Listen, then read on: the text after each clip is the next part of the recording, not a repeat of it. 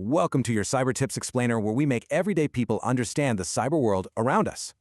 A cyber attack on Jaguar Land Rover didn't just stop production, it directly hit over 5,000 UK businesses.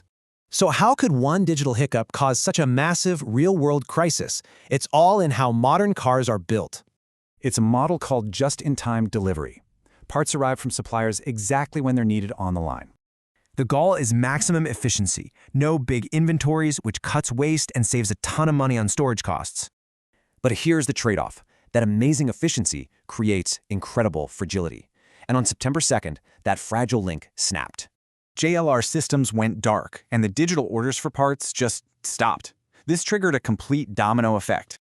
With no orders, suppliers making axles, seats, and sunroofs were all forced to halt their own production lines.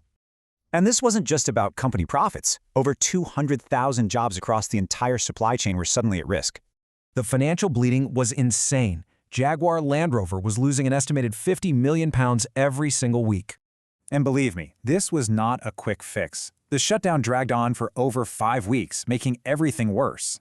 After 5 weeks of chaos, the total cost to the wider UK economy was an astonishing £1.9 billion.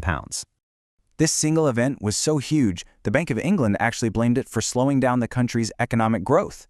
It really proves that our economic resilience is like a chain, and it's only as strong as its weakest digital link. The big lesson here is that our hyper-efficient systems are also hyper-fragile, creating these huge, unexpected risks. It forces us to ask a really critical question. Are we sacrificing true resilience for the sake of perfect efficiency? Binge on our playlists on a watch marathon to become a cybersecurity expert.